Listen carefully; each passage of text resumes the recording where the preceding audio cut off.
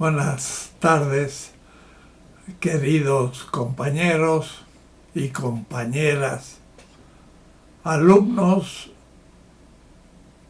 y participantes de este curso de Estética 2 en una situación tan particular como nos ha tocado, sitiados un poco, hackeados por el hecho de un virus que nos tiene un tanto temorosos en nuestras casas, evitando los contactos de la comunidad, que es lo natural, lo normal, y haciendo entonces una experiencia pedagógica nueva, que es relacionarnos a distancia.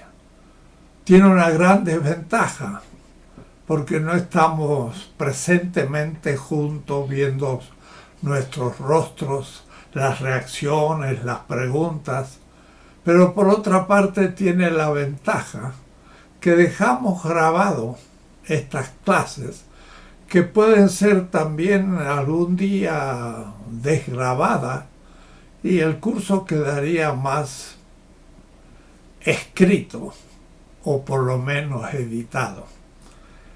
En esta segunda etapa del curso de estética, pensé proponerles una lectura de una obra enorme.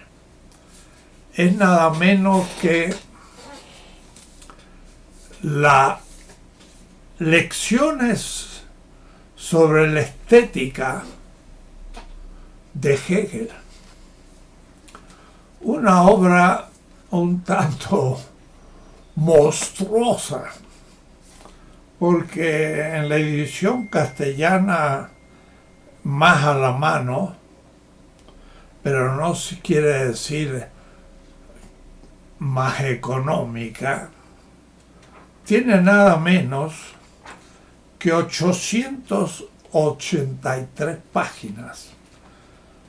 Lo que nos va a exigir en nuestras 22 sesiones una lectura de bastantes páginas por día, lo que nos enfrenta a un clásico de la filosofía mundial,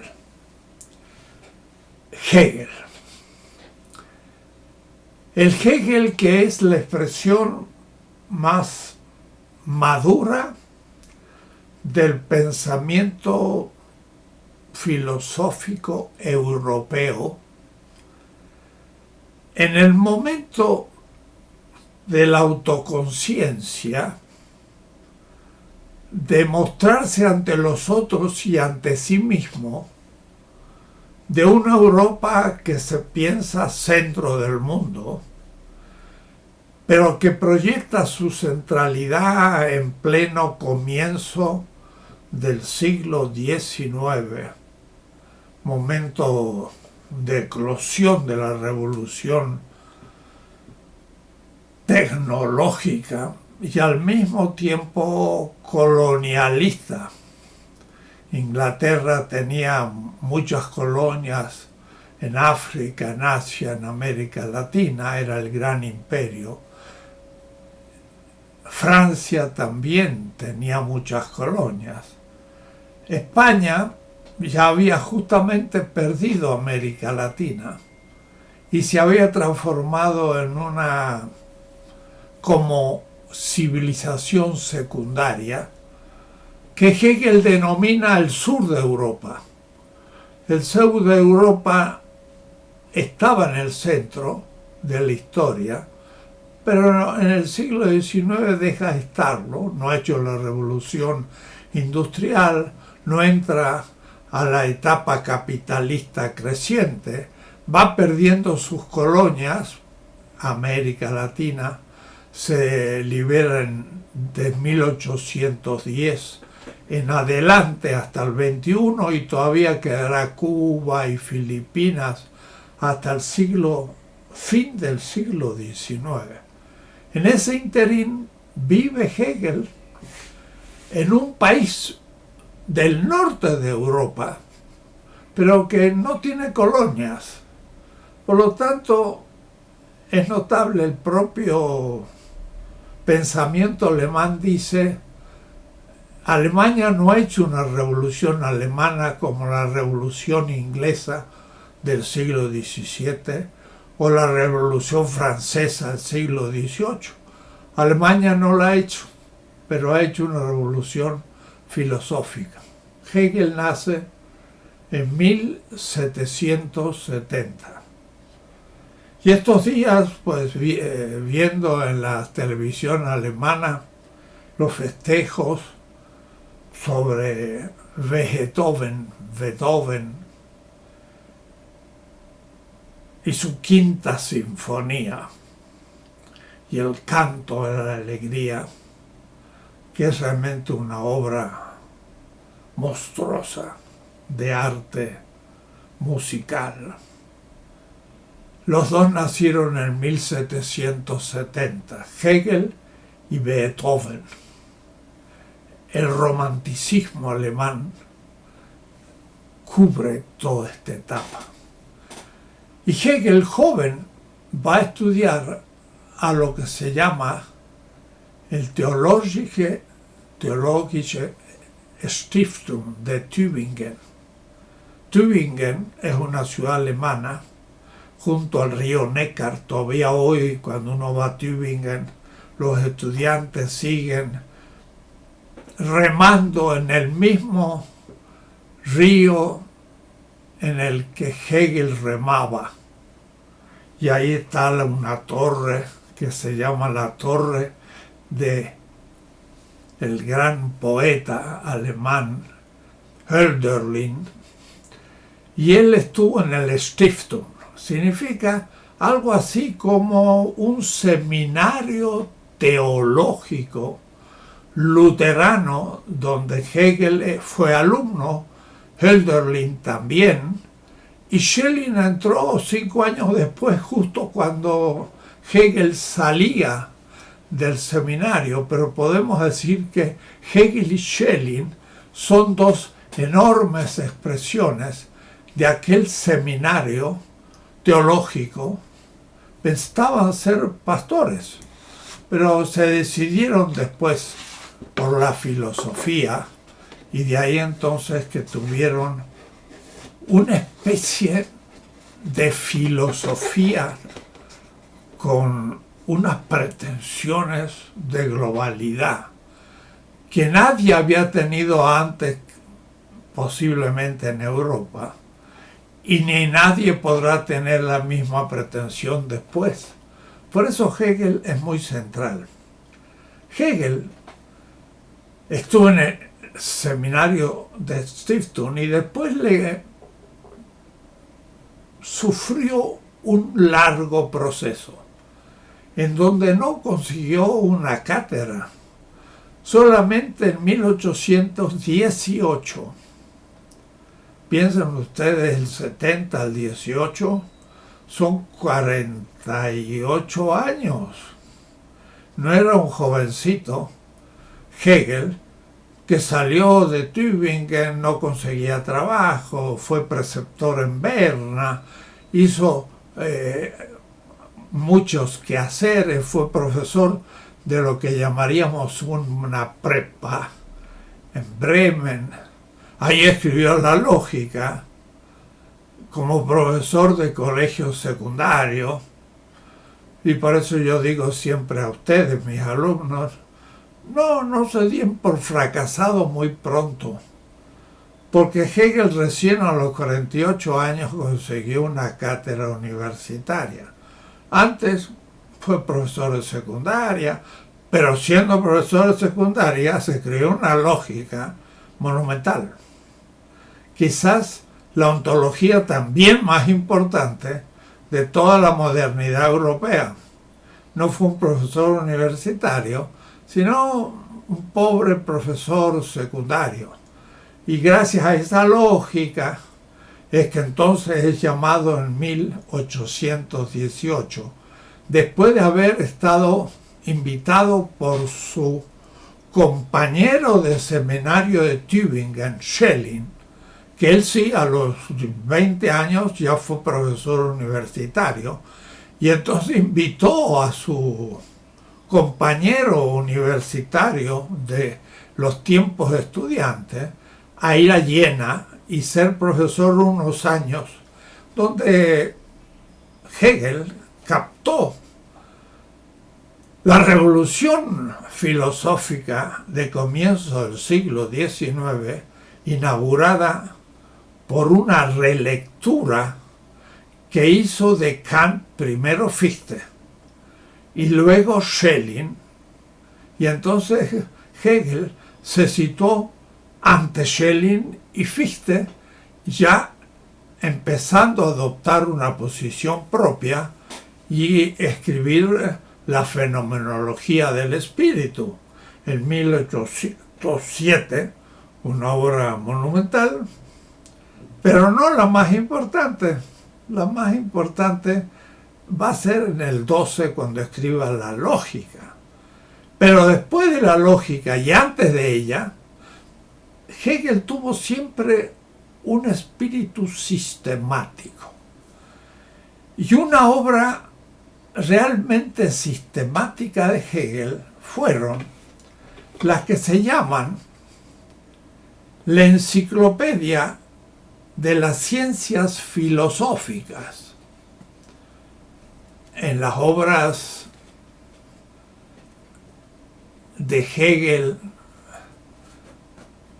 no tan caras, pero que se estudian en Alemania los profesores y alumnos, una edición en Frankfurt, se llama justamente Enciclopedia der Philosophischen Wissenschaften. Y el primer tomo es la lógica, que es una ontología.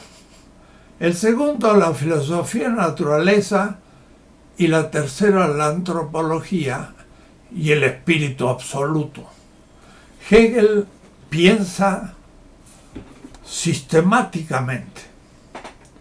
Cuando plantea un tema, lo plantea dentro de un sistema. Y entonces hay que conocer lo que está antes y en cierta manera lo que está después. Por eso que la estética de Hegel, que es una obra, como ustedes ven, muy grande y que Hegel expuso durante muchos años y fue repitiendo temas y nunca escribió la obra. Las lecciones sobre la estética de Hegel fue escrita por sus alumnos a partir de sus apuntes. Yo siempre digo, ¿qué obras podrían sacarse de mis clases a partir de los apuntes de ustedes? Creo que poquito. Pero en aquella época los alumnos escribían muy rápido, pero con plumas, en el sentido de que la pluma del ave se le cortaba la punta, se ponía tinta y se escribía con la punta de la pluma, y cuando ésta se mochaba o se usaba, se cortaba de nuevo para poder escribir. Quiere decir que era con tinta y con pluma, y aquellos alumnos hicieron fantásticos resúmenes de las clases de Hegel. Y entonces miren, lo que Hegel decía oralmente, primero en Heidelberg y después sobre todo desde que fue profesor en Berlín, fue escrito por sus alumnos después de su muerte y se transformó en las lecciones de estética. Interesante, porque Hegel no escribió demasiado, escribió muy pocas obras, casi yo diría 3, escribió la diferencia entre la filosofía de Schelling y Fichte, escribió la fenomenología del espíritu y la filosofía del derecho. Y estas escritas, él dice muy simplemente, para que los alumnos puedan entender mis clases.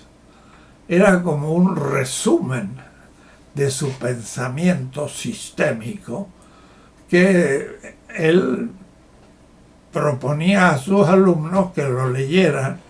Y por último fue la enciclopedia de las ciencias filosóficas que escribió Hegel, pero que parece muy grande, pero era mucho más pequeña, porque si uno va a ver el texto de la enciclopedia, hay una parte del texto al comienzo, que es lo que Hegel escribió hasta aquí.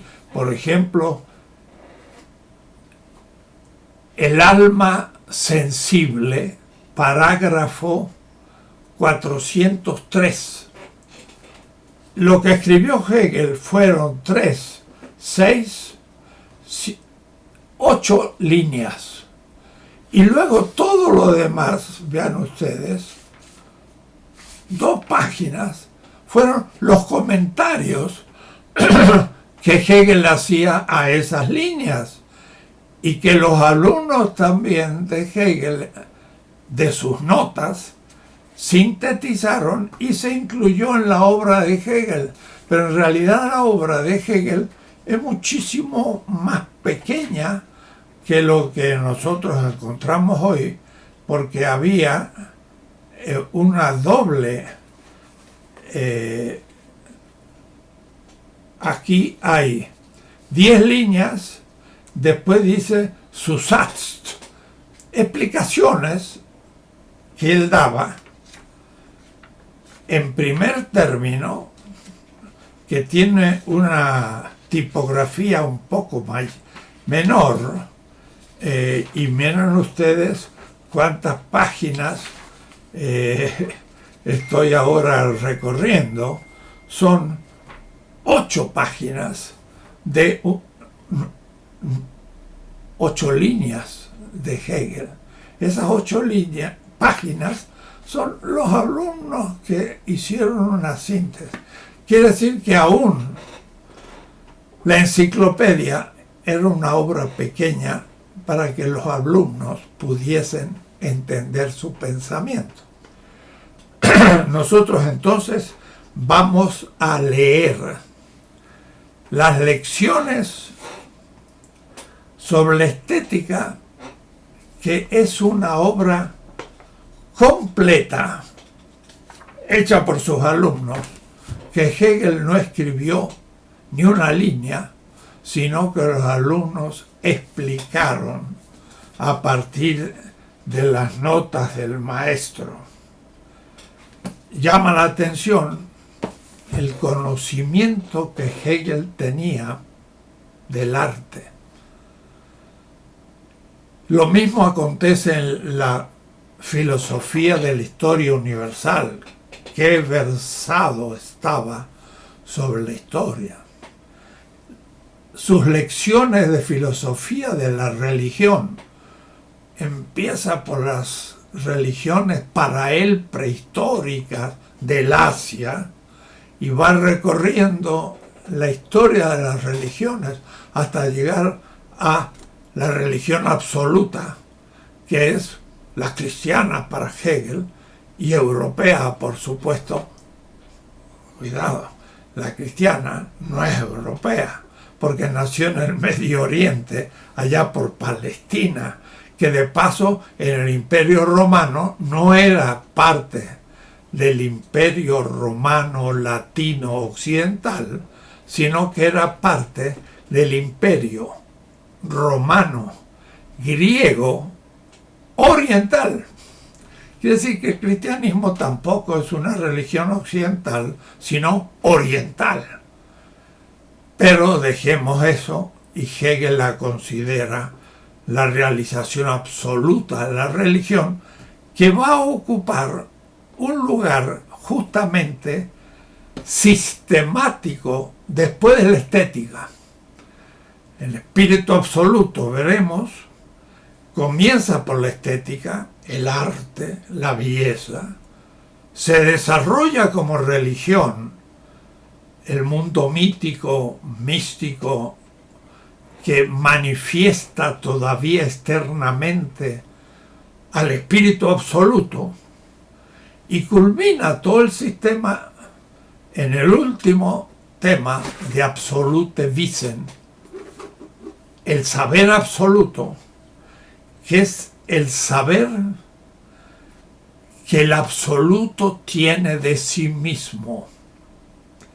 Y vamos a ver ahora un poco el sentido de eso, porque no hay que olvidarse que Hegel estudió en el seminario teológico de Tübingen y por lo tanto de alguna manera y explícitamente, citando a los místicos sufí islámicos, habla que el saber absoluto es el saber que el absoluto tiene de sí mismo, Dios. Y en ese caso Hegel, enseñando sobre el saber absoluto, era como un momento de Dios mismo que se develaba a sí mismo su contenido final. El saber absoluto, hay la disputa si es que Hegel pensaba que el ser humano podía llegar a tenerlo, y yo pienso que es imposible, pero en cambio era un postulado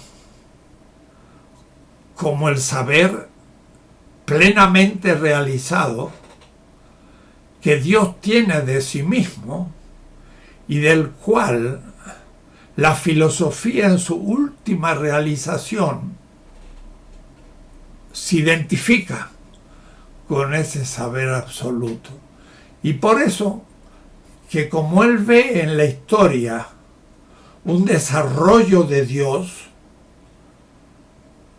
una teodicea, o es decir, un filosófico Dios o un Dios de la filosofía, el saber absoluto es el Erinnerung.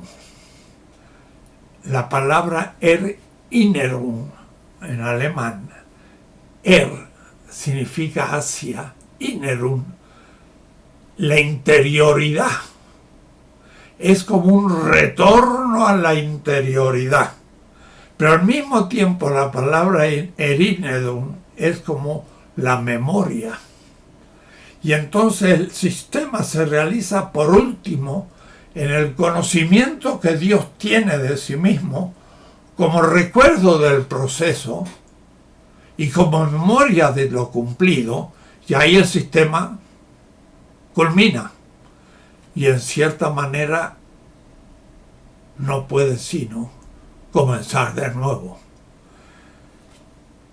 Veamos un poco algunas articulaciones de ese sistema que en realidad se descubre claramente en la obrita que él enseñó varias veces, pero que parte de la primera exposición de 1818 como apunte para los alumnos de Heidelberg.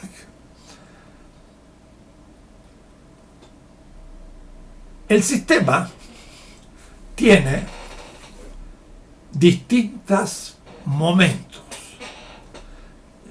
Si tomamos una edición castellana, que no hay buenas, pero cada vez mejores, tenemos la primera parte del sistema es lo que él llama la lógica, pero cuidado, no es la lógica en el sentido analítico o que la entendemos ónticamente, no, es la lógica del espíritu.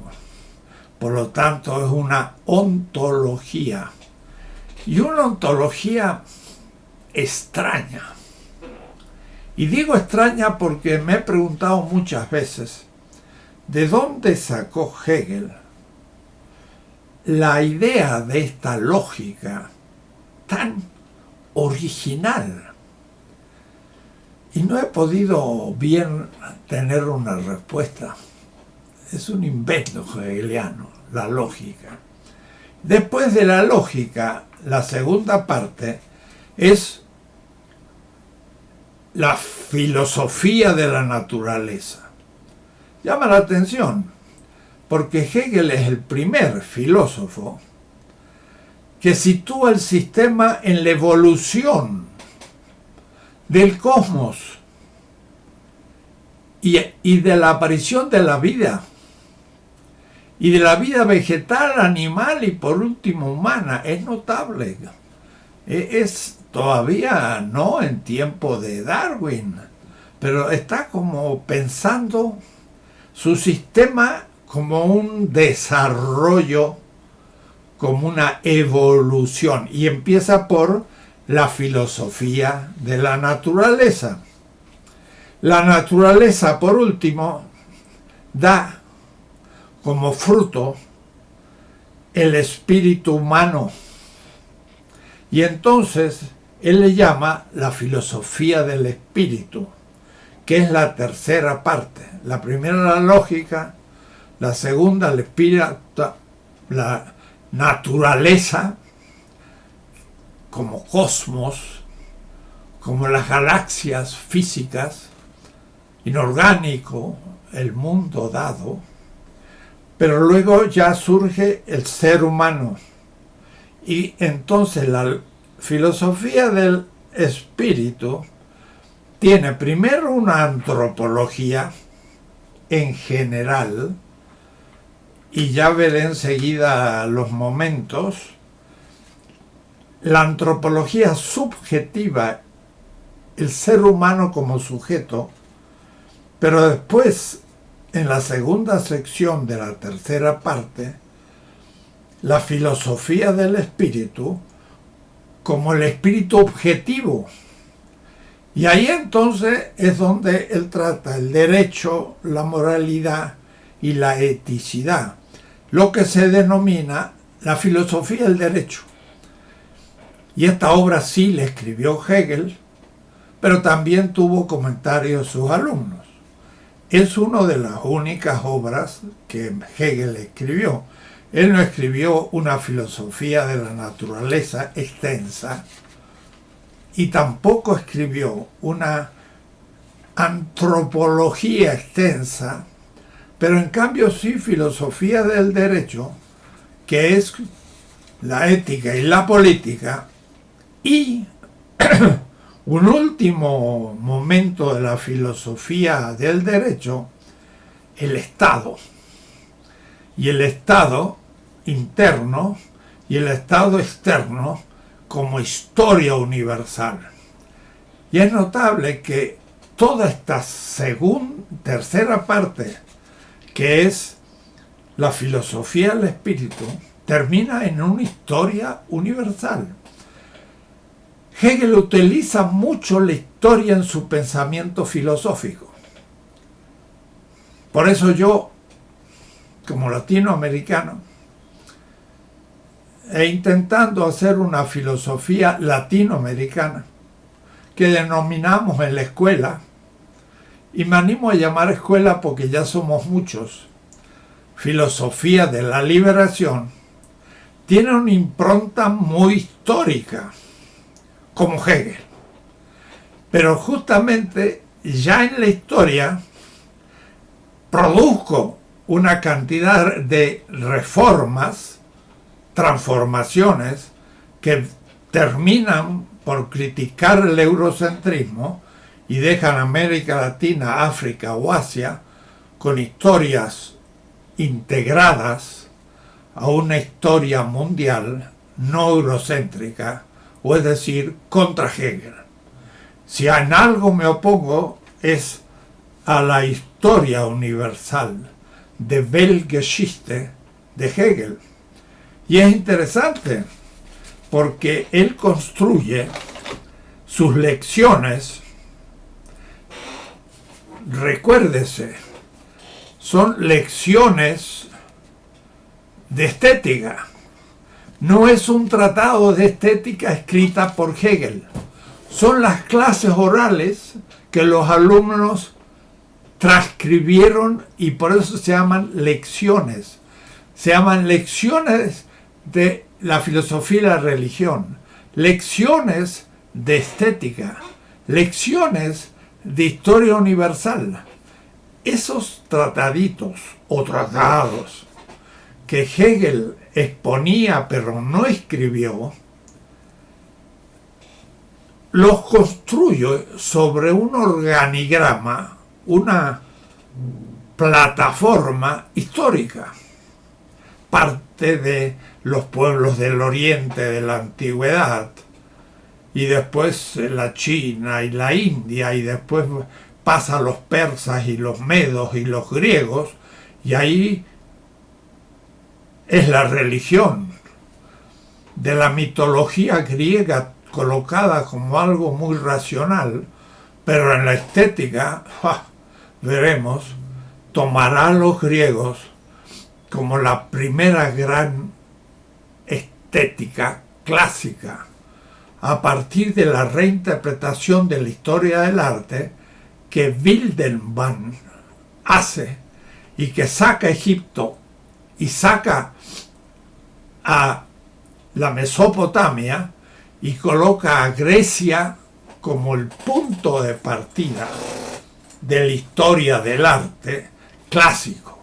Y por eso entonces Hegel no va a tener ya dificultad de poner a Grecia como el fundamento de su estética. Pero hay que ver que esto es una construcción ideológica de los románticos. Por eso Novalis dijo, nosotros hemos inventado la antigüedad. No porque ellos hayan puesto la historia de la China, la India, etc. No, pero ellos concibieron toda una historia como el basamento de la culminación griega. Y luego romana, la decadencia feudal, que para la Alemania del Norte tenía mucho que ver con Francia y se la atribuye a España, y entonces queda como una etapa secundaria, y la modernidad, que es el surgimiento del espíritu germánico y romántico. Veremos la significación estética del romanticismo. Es toda una construcción ideológica que nosotros hemos aceptado, que se enseña en todas las historias del arte y que hay que deconstruir y empezar de nuevo. No se puede pensar una estética sin, por ejemplo, ignorar en la antigüedad qué pasó con los pueblos americanos. Está fuera de historia. Y por eso cuando Colón llega a América, dice Hegel, der Mensch, el ser humano, entdeckt, descubre América. ¿Quién es el ser humano? Los europeos. ¿Y a quiénes descubre? América Latina. Y los seres humanos que estaban en América Latina, la impresionante estructura cultural, estética, política, religiosa del imperio azteca o zapoteca o los incas en Perú, fueron descubiertos por el ser humano y en el fondo pensaban, bueno, sí, es verdad, hicieron grandes obras, pero esas obras enormes y bellísimas que hicieron no eran humanas, la hicieron los demonios.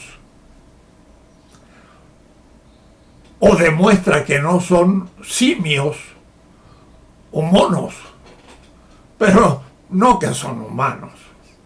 Es un desprecio absoluto a los no europeos por parte de Hegel. Pero lo peor es que nuestras élites blancas y mestizos en la época colonial y en la época neocolonial y hasta el presente piensan que nuestra cultura y nuestro arte es occidental y que nosotros en realidad somos un epifenómeno europeo en América, y no se dan cuenta que un Rivera es imposible en Europa, que un Tamayo es una imaginación fuera de la posibilidad de un europeo, que un Toledo o en Oaxaca, que hay tantos grandes artistas, no se pueden medir desde los ritmos y las medidas europeas del arte, sino porque tienen otra lógica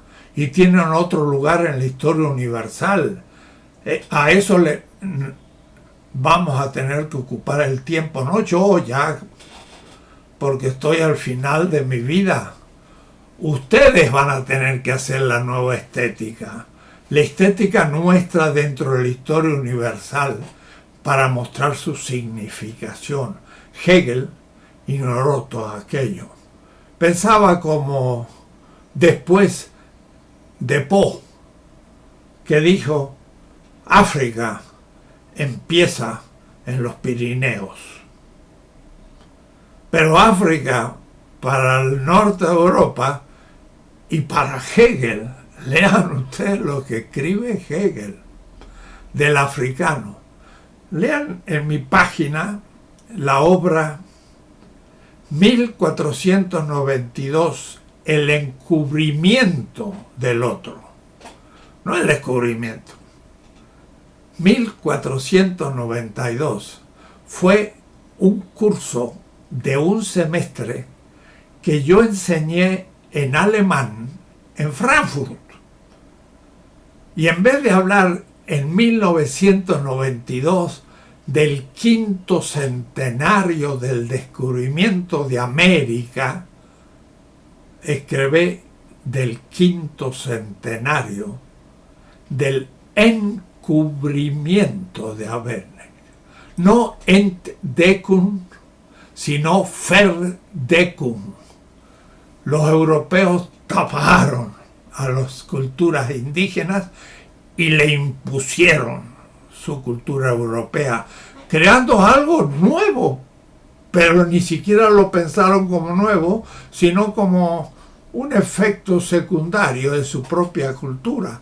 Tomaron las piedras de la pirámide mayor de México, Tenochtitlan, y esas mismas piedras hicieron la catedral al lado. Y en la catedral están metidos en sus cimientos y en todas partes las piedras de la pirámide. Esa es la historia que hay que destruir y reconstruir.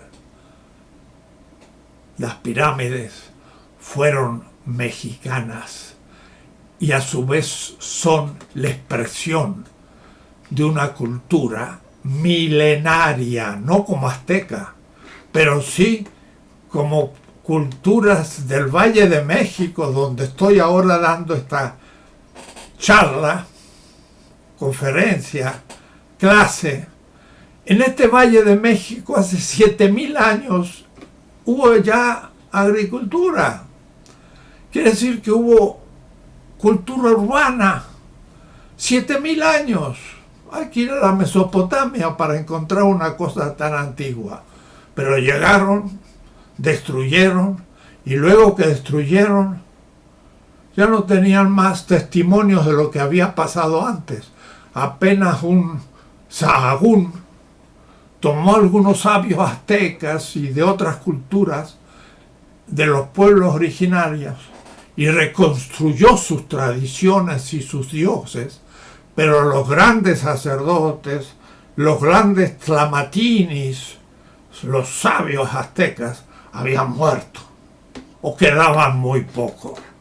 Y además aún escribe todas esas tradiciones aztecas para que los españoles descubran que los indígenas siguen rindiendo culto a su Dios debajo de los altares y de los templos cristianos. Y por lo tanto que tienen que tener mucho cuidado, porque en realidad las antiguas culturas continúan. Y la Virgen así llamada de Guadalupe,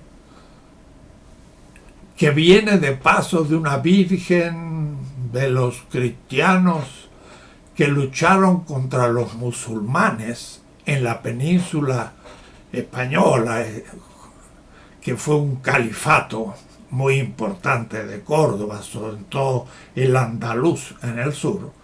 La Virgen de Guadalupe, que de paso es un nombre árabe, Guadal el Lupus, significa la quebrada, el valle del lobo.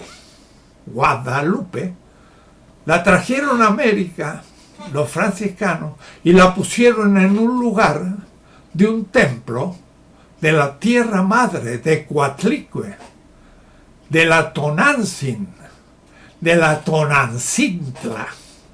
Tonantzin es madre, pero Tonancintla tiene un final que significa amada.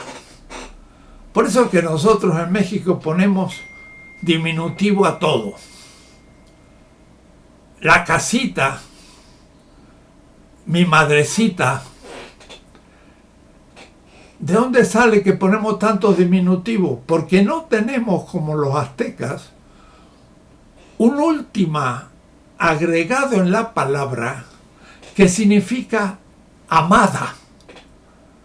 Y entonces cuando decimos madrecita, no es que sea la madre chiquita, sino que estamos usando un término castellano, pero con un significado náhuatl o azteca, que significa mi amada madre. Y la amada madre tierra es la que se veneraba en ese lugar, que los franciscanos pusieron una imagen de la Virgen de Guadalupe traída de España, pero dibujada por un pintor indígena. Y por lo tanto, inadvertidamente a los españoles les cambió toda la simbología y puso debajo de la Virgen una serpiente. Claro, era la serpiente de Adán y Eva, no. Era la serpiente sagrada, la serpiente de la piedra del sol. Es la serpiente que lucha contra el águila y que representa la tierra y la sabiduría. No es una serpiente mala, es una serpiente buena, justa, originaria. Guadalupe fue la continuación de los cultos a Coatlicue, a Tonantzin, a Tonancintla, la tierra madre. Eso es una historia que no se entiende si no se conoce quiénes fueron los autores, que fueron estudiantes del colegio de la Santa Cruz de los franciscanos en el comienzo del siglo XVI, y que bajo el relato de la aparición de una virgen que además es la tierra, protestaron contra la conquista, y por eso quedan mal los españoles y más queda el obispo Zumárraga, y es un relato simbólico azteca transformado como acusación de la conquista. Y por eso que la Virgen de Guadalupe será venerada por los indígenas, después por los criollos, Después estará debajo el proceso de la emancipación.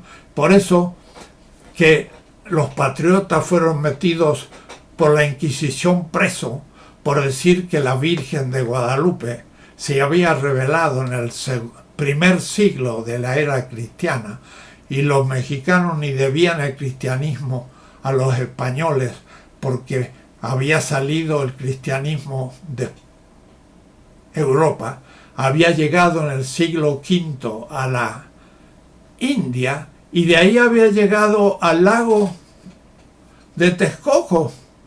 Y entonces realmente el cristianismo no lo debíamos a Europa, sino que era nuestro. Claro, era toda una construcción mítica, pero muy aceptada y muy peligrosa porque con esa visión comienza la primera emancipación. Bueno, me he ido de tema, pero para demostrarle cómo Hegel tiene una visión completamente eurocéntrica del arte, como lo tiene también de la religión, de la historia y de la filosofía, todas hechas desde un organigrama histórico eurocéntrico. Quiere decir que si en su momento nosotros queremos hacer una nueva estética, tenemos que hacer un organigrama de la historia mundial que no tenga a Europa por centro, aunque en los últimos 5 siglos haya tenido dominación sobre la historia universal, y acaba de terminar. Europa no es más el centro. El centro fue, desde la Segunda Guerra Mundial, fue Estados Unidos. Y aún Estados Unidos, como Wallerstein, Arrighi y el mismo Chomsky, dicen Estados Unidos ha perdido la hegemonía y está en decadencia. Y en la cuestión esta de la crisis que estamos viviendo de la enfermedad de un virus, quedaría para otro curso, demuestra que Estados Unidos llega tarde y no sabe cómo operar en esta encrucijada histórica. Y es la que tiene más muertos y tiene más infectados por haber no considerado la realidad como es. Los chinos han cobrado una preponderancia económica enorme, más que los norteamericanos, y los rusos son un contrapeso militar en la guerra atómica, y la alianza Rusia-China es ya muy poderosa, y vemos que la historia de pronto en nuestros días deja de tener por centro geopolítico el Atlántico, Europa, Estados Unidos, y pasa al Pacífico, teniendo el mar de la China y la relación con la India como centro geopolítico de un mundo nuevo, y por lo tanto también de la estética y de todos los temas que vendrán después. Bien, Hegel entonces construye una estética, pero lo hace desde un sistema. Y tenemos que tener mucho cuidado, porque cuando, por ejemplo, Hegel diga que la belleza es la manifestación del concepto, ¿qué significa eso? Hay que saber qué significa el concepto en Hegel, porque el concepto es un proceso que culmina en la idea. Cuando se dice concepto, se dice algo que está en proceso, pero su culminación es la idea.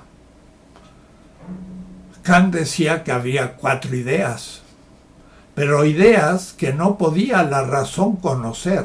Por eso había una crítica de la razón pura, o es decir, una crítica de 4 ideas. La idea de mundo como totalidad. No se puede conocer, pero se supone, es un postulado. La idea de subjetividad, yo, no se puede conocer como un objeto, porque es desde donde yo constituyo el objeto. Por lo tanto, el alma es un postulado. Y entonces también yo soy libre, porque veo que las normas sociales me obligan, pero no me determinan como las leyes naturales, que no obligan ante una libertad que puede o no hacer aquello, sino que necesariamente tiene que hacerlo y no hay ninguna opción posible porque no es libre. Pero esa libertad no es una idea conocida, sino que se supone en la experiencia de las leyes morales como obligatorias. Y por último vea la idea de las ideas, que era Dios. Pero también Kant decía, Dios no se puede filosóficamente demostrar. Por lo tanto, tengo que suponerlo, sin lo cual todo lo demás es irracional. La idea de Dios, de mundo, de subjetividad, yo, y de libertad, eran 4 ideas, pero eran ideas incognoscibles, pero que la razón debía presuponer para construir todos los objetos de la experiencia. Kant. Hegel dice, no, la razón no enfrenta la idea simplemente como un postulado. Necesito que haya Dios, aunque no pueda demostrarlo. Necesita que haya libertad, aunque no puedo demostrarlo, pero si no lo supongo, se viene abajo toda la política, la ética y todo. Entonces, Hegel dice, la razón conoce las ideas. Y por último, todas las ideas son una. Y esa idea es el concepto realizado de Dios acerca de sí mismo. Entonces, el sistema de Hegel es comenzar por la nada, por lo sin contenido, y que voy a explicar qué es, y todo un desarrollo hasta llegar al autoconocimiento del absoluto de sí mismo, y eso es el saber absoluto. Pero el concepto es el pasar de un contenido noético o cognitivo a otro y a otro hasta llegar al contenido noético o cognitivo absoluto, que es el saber absoluto, que de paso es el comienzo del sistema. El fin vuelve a ser el comienzo, como una espiral. ¿De qué se trata esto? En el fondo, es una secularización de una teología. Y por eso Hegel, en la lógica grande, la que escribió en el 12 como profesor de secundaria, y en la lógica pequeña, que es el primer tomo de la Enciclopedia de las Ciencias Filosóficas, en las dos, él comienza por el ser. Entonces, es notable, en la Enciclopedia de las Ciencias Filosóficas, el primer parágrafo del trabajo de Hegel es el ser. Y el ser es el punto de partida, Anfang en alemán, o es decir, el comienzo. Y está en la lógica pequeña de la enciclopedia Die Lehre von Sein. La doctrina del ser. Y el tema del ser, el parágrafo 86, porque ya previamente ha hecho una cantidad de introducciones que yo no haré porque nos quedaremos leyendo la lógica de Hegel y no es el objeto de esta primer charla o clase o exposición. El tema entonces está, como digo, en el parágrafo 86.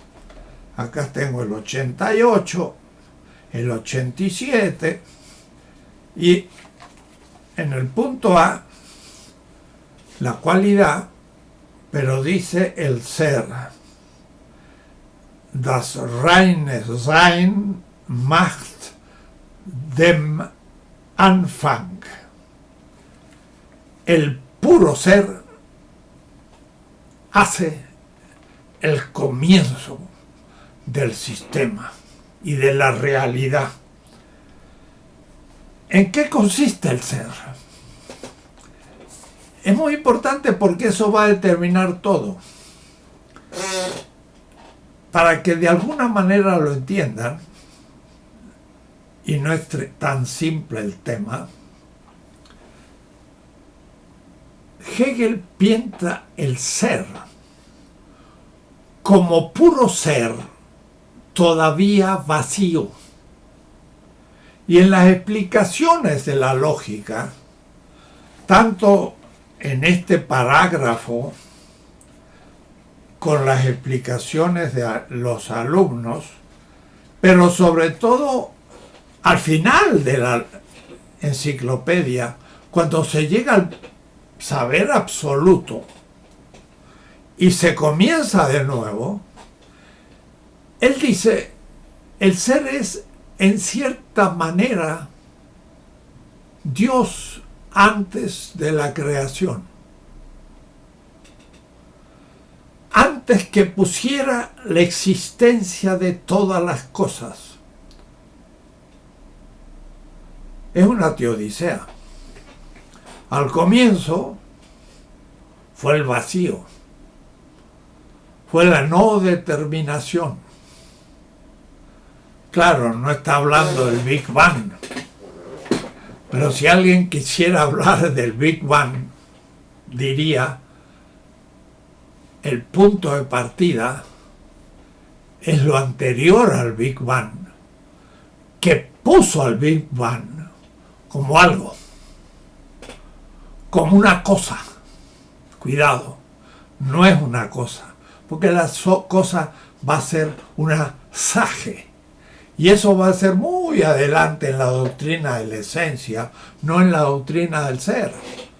Pero es como si Dios fuera la pura posibilidad de la creación del universo. Pero a su vez pensado ese comienzo como subjetividad. No como un deísmo que Dios es una cosa grande, infinita. No. Es como pensarlo como un sujeto cognoscente antes de conocer algo.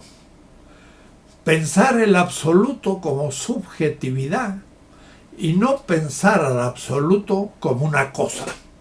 Pensarlo como cosa es el deísmo. Pero pensarlo como una subjetividad absoluta anterior a la creación, y ahí él cita a sabios mahometanos, místicos, sufí. En el fondo, Hegel parte de una experiencia mística, con la que va a terminar la estética, del ser vacío. Y por eso dice, el ser es al mismo tiempo la nada, pero la nada de cosas, la nada de entes.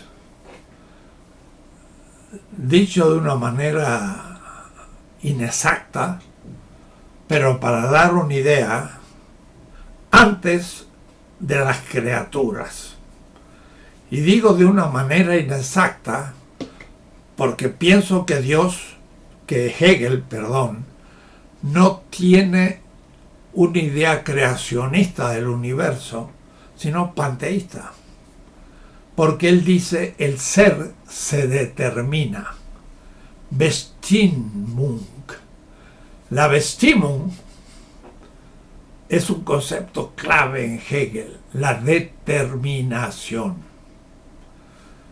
La madera, un tronco, es como el ser, está indeterminada. Puede ser una mesa, una ventana, puede ser una lanza, puedo usarla para hacer fuego. Una madera la puedo usar en muchas cosas. Está no determinada. No ha sido formada. Transformada.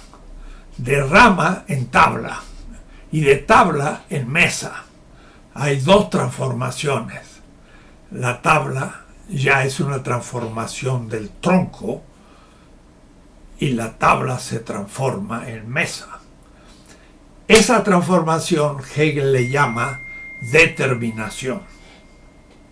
Y por eso dice, toda determinación es negación. Tomándola de Spinoza,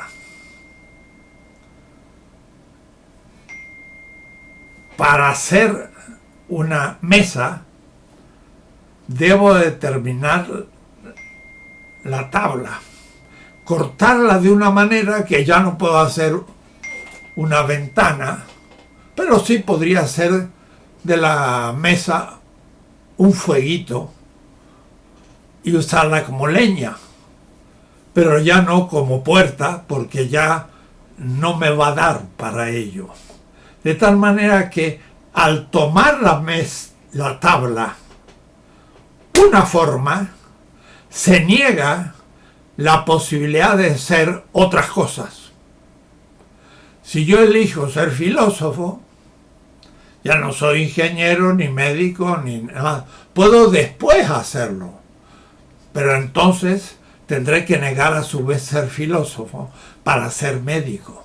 Pero ser filósofo es negar la posibilidad de ser un especialista en otras cosas. Toda determinación es una negación. El sistema de Hegel empieza por la indeterminación. Unbestimmtheit, no determinación. El ser es lo absolutamente indeterminado. Y luego empieza a determinarse. Y al determinarse va haciendo un proceso.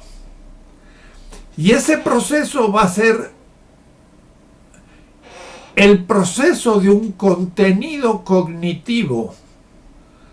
Y Hegel le va a llamar concepto. El concepto va a ser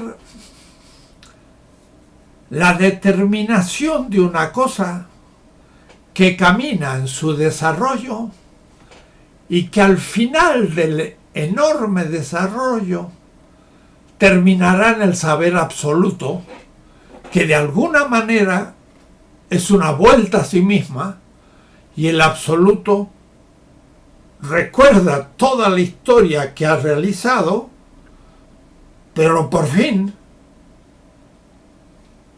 se descubre de nuevo indeterminado y debe comenzar de nuevo. El ser es lo indeterminado y la determinación es una negación, es una formalización, es una limitación, y lo indeterminado se determina. es algo. Y al comienzo es solo algo. Y entonces a eso le llama Hegel en la lógica Dasein. El ser, sein, da, ahí.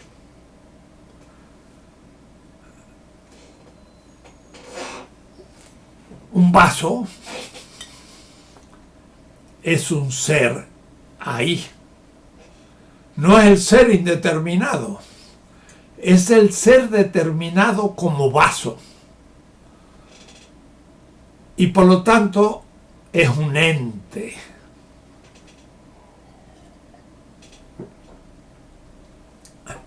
La primera determinación del ser es el ente. Es como un salir de sí del ser y se pone ahí. Dasein.